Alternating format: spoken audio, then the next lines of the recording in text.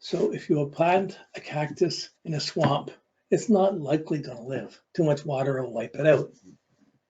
Too much of anything can cause problems. And yet, great visions, great dreams, great dedications have come from Neptune. So there's probably nobody working in a prison that hasn't been in prison. like this, I'm probably not working with alcoholics that hasn't been an alcoholic, or people on the street that hasn't been on the street. They have a compassion for people who got there. They can understand. So compassion is a nice factor of Neptune.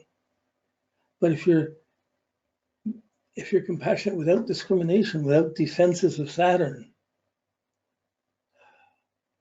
you can attract the bad elements. For the best of intentions, you can attract bad elements in, and they can cause real problems in your life to other people. So if you have a family, you got a couple of teenagers, young teenagers perhaps, one 13, one 16, and one of them is doing drugs or is kind of messed up or angry. And you want to have family functions. You want to bring them to other friends to meet their daughters and their sons and have them interrelate in that. If you have a bad kid, you can't do that because they'll dump the bad energy on the good kids. As much as the good kids might help the bad, there's a battle going on there. So these big dreams and screams are Neptune. And it's the most glorious, one of the most glorious things to have, but one of the most pathetic things to deal with. So sorrow, guilt, addictions, dependencies, codependencies, expectations of being let. How could I expected everything of you and you let me down? How could you do this to me? I gave you everything. I loved you. How could you let me down? How could you look at somebody else? Oh my goodness.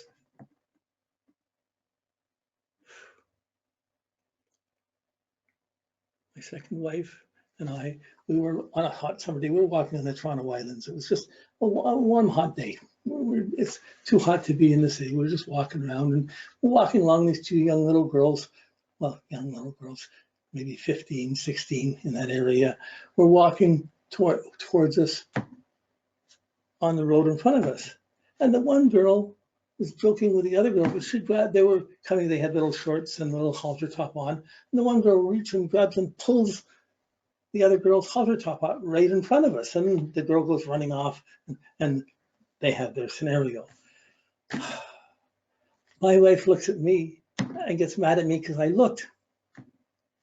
I had big problems, guilt, because I looked. It was right in front of it. You couldn't not look. But there was guilt and expectations, and it's little innuendos, gossip, innuendos, treacheries, deceptions, slanting of things. These insidious things, these are Neptune factors. Well, they can come from Mercury, Venus, Mercury, they can come from other things. But when it's Neptune, it becomes a bigger dependency, a bigger issue. So you don't know if it's up or down, but you know something's not as it seems. So when you see it in a chart, you have the sign in the house where Neptune is. You have an attitude to romance, to belief, to adventure. You have all these dreams and guilt and so potential, a certain type of guilt and sorrow that's an underbelly of it. And everybody born for 15 years will have that. But it's how that planet touches our personal planets. When it touches our personal, it passes that vision dream and that corruption dream, the corruption repercussions. It puts those expectations onto whatever planet it's touching. And depending on which planets it's touching, those are going to be weak or gullible planets for you. Important to see these because, well, we'll go through each of them. So it's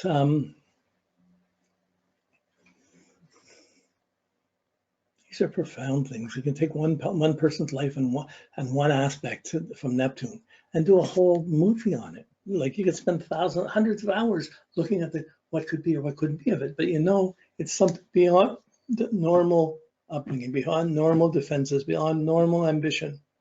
It can push him. It can make things go way further messianic, or it can make one really weak and not motivated. So we've got to go through these puzzles. So when we take Neptune to the moon, it's one of the most difficult aspects. Neptune, the planet of big expectations, is tied up to the moon. So even if someone has a conjunction, their memories, they're going to idealize their memories. They're going to have a great recall of memories. They're going to remember things. Well, for writing a book, for telling a story, this could be really great imagination. But whenever something sad happens, they will always remember it and read it. When something bad happens, they will magnify those memories.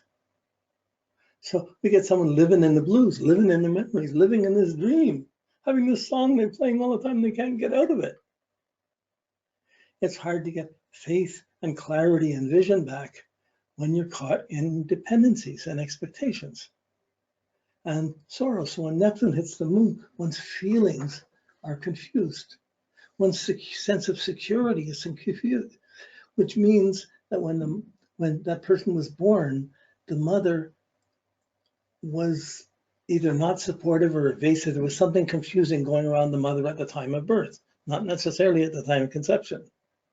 She wasn't feeling supported, or she was too dependent, or she was weak or sickly, or something comes in. So Neptune will essentially, it'll weaken the planet it touches, but it weakens it by exaggerating it, by taking away the edges, by defining the edges of it.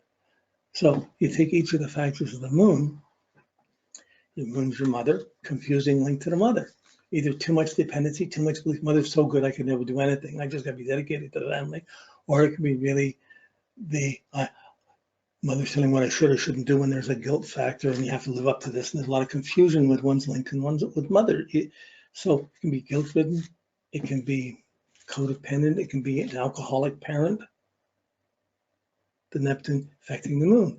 But when you go back to remember things, you're going to remember the sad things, or you may not remember that much. It's going to exaggerate your memories, which is going to weaken your habits. It'll tempt you to have bad habits. You know, whether it's too much sugar, whether it's a diabetic thing, whether it's an alcoholic or other thing, or whether it's just 10 cups of coffee. It's not likely to be the 10 cups of coffee a day, but that depends on other planets. But it's usually something that's basically, it's a habit. It's amazing. We get into taking something and we get used to having it. We get in this habit, and it's codependent. It's not necessarily healthy. Sugar. Try to do without sugar for a day or a week.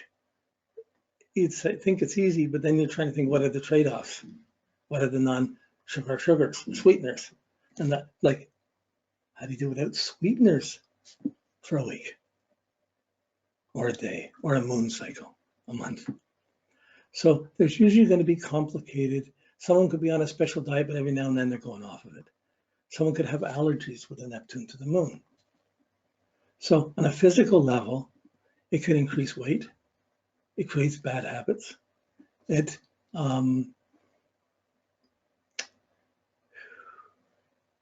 will encourage addictions or temptations, or not knowing the limit of when to stop.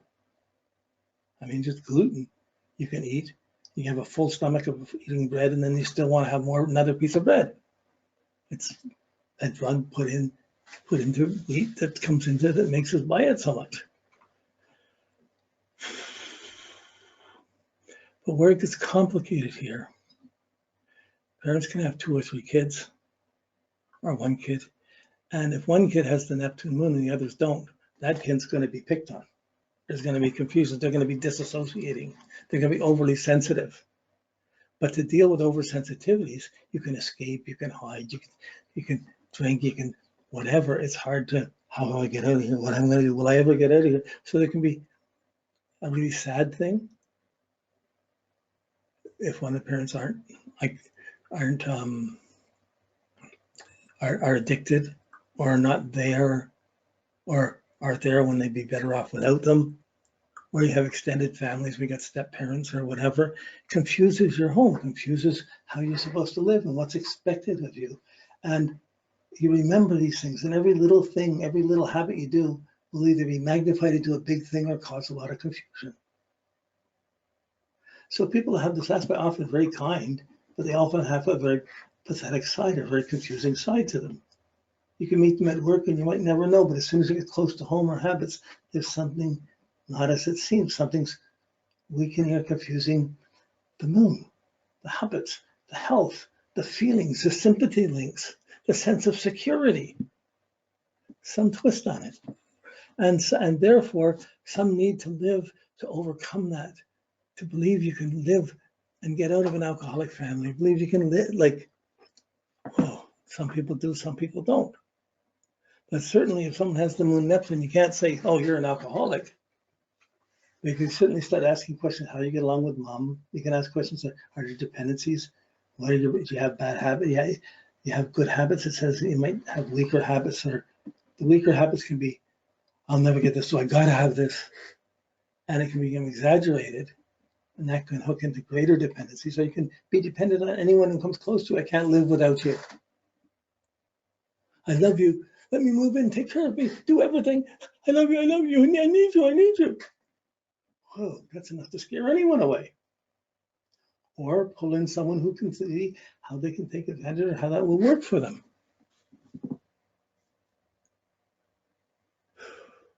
With Neptune, you don't know if you're putting it out or you're pulling it in. It kind of works, but it's both in and out. It both has a factor.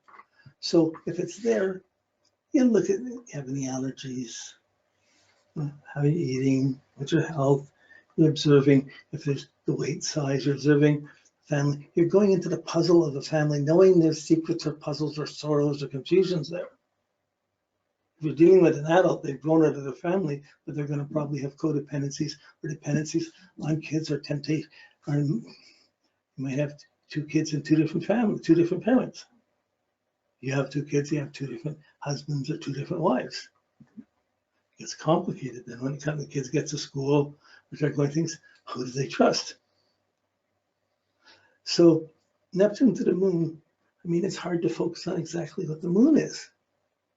It's impossible to focus exactly on what Neptune is, but you get a sense of it. This over dedication, someone being too dedicated, someone living too attached to stuff, expecting too much, it's too kind, too really smothering with the stuff.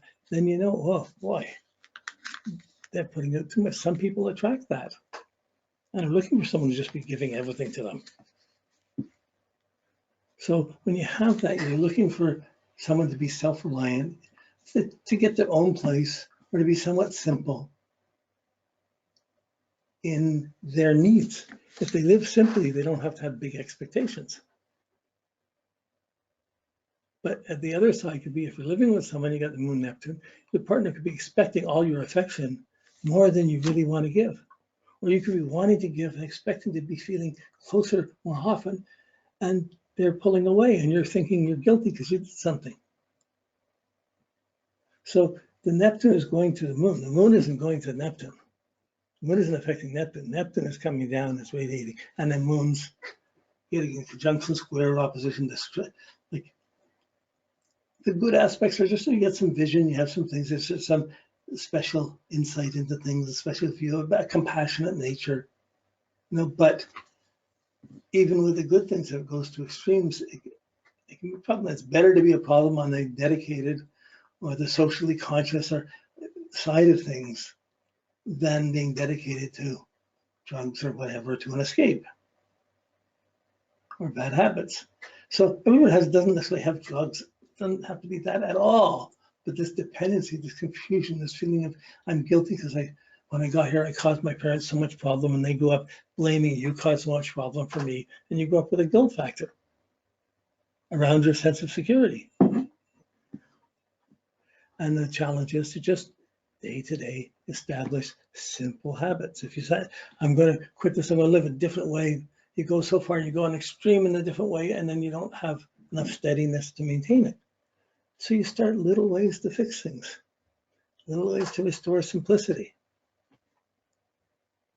So